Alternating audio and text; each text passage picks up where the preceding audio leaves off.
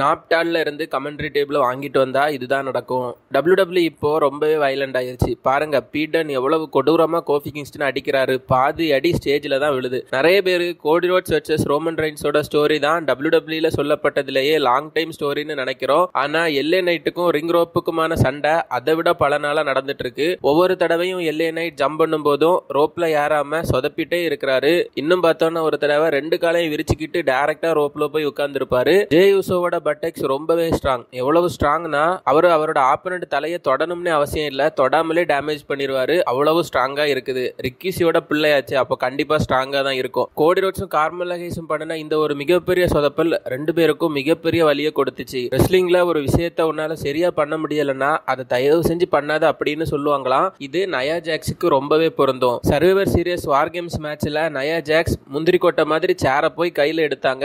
ஆனா அந்த சேரை வச்சு எப்படி அடிக்கணும்னு அவங்களுக்கு தெரியாதனால சேரை வச்சு ஆப்பனண்ட்டுக்கு தடவி கொடுத்துட்டு இருந்தாங்க நயா ஜாக்ஸ். அதே வார் கேம்ஸ்ல மேட்ச்ல டமாட்டாங்கோ ஒரு பெரிய சொதப்பல பண்ணிட்டாரு. மேட்ச் ஸ்டார்ட் ஆனதுமே ஜே யூசோவை அடிச்சு படுக்க போட்டு பண்ணினாரு, அதாவது பின் பண்ணினாரு. ஆனா வார் கேம்ஸ் ரூல் படி 10 ரெஸ்லர்ஸ் ரிங்குக்குள்ள வந்த அப்புறமா தான் பின்னே பண்ண முடியும். அது தெரியாம அதிக பிரசங்கித்தனமா டமாட்டாங்கோ ஜே யூசோவுக்கு பின்ன போட்டு ரசிகர்கள் இதை பார்த்து செம்மையா சிரிச்சு யூஎஃப்டப்னு சொல்லி கிண்டலும் பண்ணி பெரிய ஒரு சொதப்பல பண்ணினாங்க. நட்டால எப்பவுமே என்ட்ரன்ஸ் கொடுக்கும்போது சின்ன குழந்தைங்களுக்கு ஏதாச்சும் கொடுப்பாங்க. அன்னைக்கு ரிங் சைட்ல உட்காந்துட்டு இருந்த ஒரு சின்ன குழந்தைக்கு கூலிங் கிளாஸை கொடுக்க அந்த குழந்தை அதை வேண்டாம்னு சொல்லிடுச்சு. சரி ஓகேன்னு ஒரு ஹைஃபையை கொடுத்தா அதையும் அந்த குழந்தை ரிஜெக்ட் பண்ண அது நட்டாலயாவுக்கு ஒரு மாதிரி ஆகி ஒரே அசிங்கமா போச்சு குமார் அப்படிங்கிற மாதிரியான ஒரு மூவ்மெண்ட் தான் அங்க கிரியேட் ஆகி இருந்துச்சு. ஒரு டாக் டீம் மேட்சுக்கு நடுவுல பிரான் பிரேக்கர் புல்லட் வேகத்துல ரோப்புக்கு நடுவுல மாறி மாறி ஓடிட்டு இருக்காரு. அதுல திடீர்னு சொதப்பி ரிங்குக்கு இடையில அவரோட தலை போய் சிக்கிடுச்சு. பாக்குறதுக்கு 2K20 கேம்ல ஏற்பட்ட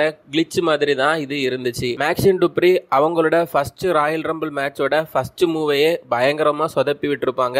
அதே மேட்ச்ல நயா ஜாக்ஸ் பைப்பர் நிவனை தூக்க ட்ரை பண்ணிருப்பாங்க. ஆனா பைப்பர் நிவனை தூக்க முடியாத தெரிஞ்ச நயா ஜாக்ஸ் அதை சமாளிக்கிறதுக்காக பொத்துன்னு கீழே போட்டாங்க. பிரான் பிரேக்கரோட இந்த மாசான மூவ் அன்னைக்கு ஒரு பெரிய பாட்சர் ஆளை சந்திச்சிருந்தது. கடந்த 14 வருஷமா ராண்டி ஓட்டனோட பெஸ்ட் ஆர்கேவோ எதுன்னு கேட்டா WWE ஃபேன்ஸ் அது ராண்டி ஓட்டன் ஈவன் போனுக்கு போட்ட ஆர்கேவோ அப்படின்னு தான் சொல்லுவாங்க. ஆனா 2024 ராண்டி ஓட்டன் புதிய NXT சூப்பர் ஸ்டார் ஒருத்தரை ரெசில் பண்ணி புதிய சூப்பர் ஆர்கேவுக்கான ரெக்கார்டை முறியடிச்சாரா அப்படின்னா அதுதான் இல்ல. அதே மாதிரியான ஒரு ஆர்கேவை ட்ரை பண்ண போய் அது பெரிய சொதப்பல்ல தான் முடிஞ்சது. மேட்ச் அப்புறமா ராண்டி ஓட்டன் பரவாயில்லப்பான்னு தட்டி கொடுத்து அந்த ரெஸ்லரை மன்னிச்சு விட்டுருப்பாரு. நல்ல வேலை அது 2024 ராண்டி ஓட்டன். இதுவே 2010-12 ராண்டி ஓட்டனா இருந்திருந்தா அங்கேயே ஒரு ஆர்கேவை போட்டு ஸ்டூபிட்னு பயங்கரமா கத்தி ரகலை பண்ணிருப்பாரு. ஃப்ரெண்ட்ஸ், குளோபல் இந்தியா ஷாப்ல ஹை குவாலிட்டி கார்கோ பேண்ட்ஸ் 699 rupeesக்கு சேல் பண்ணிட்டு இருக்காங்க. இதோட ஒரிஜினல் பிரைஸ் 1500. ஆனா இவங்க இப்போ அதை 60% ஆஃபர்ல சேல் பண்ணிட்டு இருக்காங்க. உங்களுக்கு தேவைப்பட்டுச்சு அப்படின்னா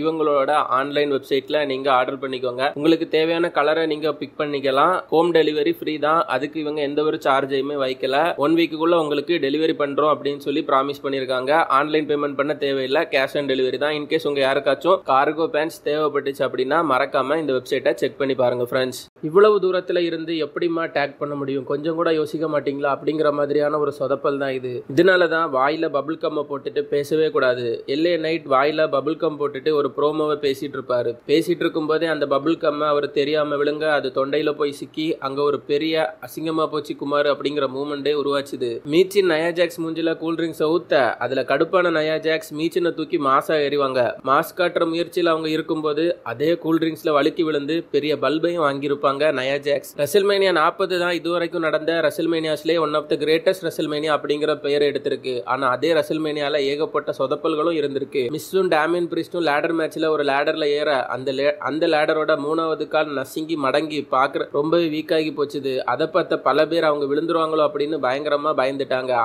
அதே ரெசில்மேனியால ஒரு டேபிளும் வேற லெவல்ல சதி பண்ணி விட்டு இருந்துச்சு. மேட்சுக்கு நடுவுல ஒரு ரெஸ்லர் இன்னொரு ரெஸ்லர் அந்த டேபிள் மேல படுக்க வச்சு செட் பண்றாரு. ஆனா செட் பண்ணிட்டு இருக்கும் போதே டேபிள் வீக்கா இருந்ததுனால உடஞ்சி ரெசில்மேனியால பெரிய ஒரு சதியை பண்ணிடுச்சு. இது மட்டும் இல்லாம சிஎம் பங்க் மைக்ல வேற லெவல் சம்பவத்தை பண்ணி ஒரு பெரிய சொதப்பல பண்ணி விட்டு இருப்பாரு. சிஎம் பங்க் மைக்ல you can have WrestleMania in Philadelphia அப்படின்னு சொல்றதுக்கு பதிலா you can have Philadelphia in பிலடெல்பியான்னு சொல்லி ஒரு பெரிய மொக்கையை பண்ணி விட்டாரு. அது மட்டும் இல்லாம இந்த ரெசில்மேனியால ராக் ஏகப்பட்ட சொதப்பல்களை சந்திச்சிருக்காரு. ராக் மேட்சுக்கு நடுவுல கோடி ரோட்ஸோட கொட்டையில அடிப்பாரு. கொட்டையில அடிச்ச ஃபோர்ஸ்ல ராக்கோட ஆங்கிள் ட்விஸ்ட் ஆகி அவர் முஞ்ச அவரே கொண்டு டேன்பக்குள்ள முட்டினாரு. அதுக்கப்புறமா பீப்புள்ஸ் சாம்பியனான ராக் பீப்புள்ஸ் சாம்பியன்ஷிப்பை செட் பண்ண முடியாம பீப்புள்ஸ் முன்னாலேயே மொக்க வாங்கியிருப்பாரு. அந்த சாம்பியன்ஷிப் அன்னைக்கு ராக்கோட பேச்சை கேட்கவே இல்லை. பேக்லாஷ் பேப்பர் வியூவில் ஒரு தரமான சம்பவம் நடந்துச்சு. அன்னைக்கு மேட்சோட ஸ்கிரிப்ட் படி டமாட்டாங்கோவை கெவின் ஓவன்ஸ் பின் பண்ணும்போது டாங்காலோவா அவரோட டெபியூட்டை கொடுத்து ரிங்குக்கு கீழே இருந்து வந்து ரெஃப்ரியோட காலை பிடிச்சி இழுக்கணும். ஆனா டாங்காலோவா வர லேட் ஆனதுனால ரெஃப்ரி அவரே யாரில் பறந்து போய் கீழே விழுந்து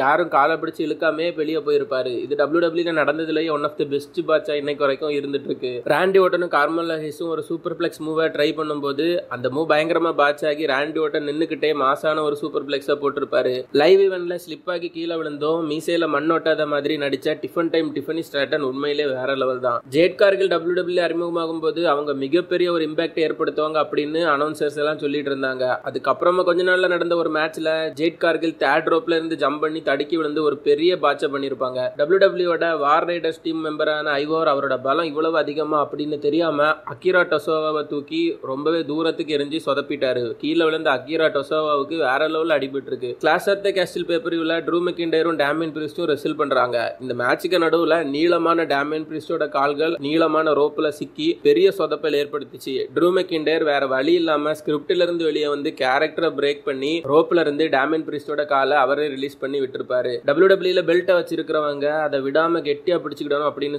சொல்லுவாங்களாம். ஆனா நம்ம எல்ஏ நைட் பாத்தீங்கன்னா சர்வைவர் சீரியஸ்ல அவரோட என்ட்ரன்ஸை கொடுக்கும்போது பெல்ட்டை டைட்டா பிடிக்காம லூஸா விட்டதுனால அது கீழே விழுந்து ஒரு பெரிய பாட்ச் ஆயிடுச்சு. இது மட்டும் இல்லாம இந்த 2024 ப்ரோமோஸ்ல எக்கச்சக்கமான வார்த்தை சொதப்பல்கள் நடந்திருக்கு. கோடி ரோட்ஸ் இன்ஜுரி அப்படிங்கிற வார்த்தையை எனர்ஜூரி அப்படின்னு சொல்லி இருக்கிறாரு. கார்மெல்லோ ஹேஸ் எல்ஏ நைட்டு கிட்ட போய் நான் எதுக்கு எல்ஏ நைட்டை ஃபேஸ் பண்ணும் அப்படின்னு சொல்றதுக்கு பதிலா எல்ஏ நைட் எதுக்கு எல்ஏ நைட்டை ஃபேஸ் பண்ணணும் அப்படின்னு எல்ஏ நைட்டுக்கிட்டே கேட்டுட்டாரு. இதுல எல்ஏ நைட்டுக்கே கிட்டத்தட்ட சிரிப்பு வந்துடுச்சு. அவரு திரும்ப கலாச்சி விட்டுருப்பாரு. WWE பழைய அனௌன்சரான லில்லியன் கார்சியா கெஸ்டா வந்து ஒரு அனௌன்ஸ் பண்ணிருப்பாங்க. அன்னைக்கு அவங்க நம்பர் 1 கண்டெண்டர் அப்படின்னு சொல்லணும். ஆனா பதட்டத்துல அவங்க நம்பர் 1 கண்டெய்னர் அப்படின்னு சொல்லியிருக்காங்க.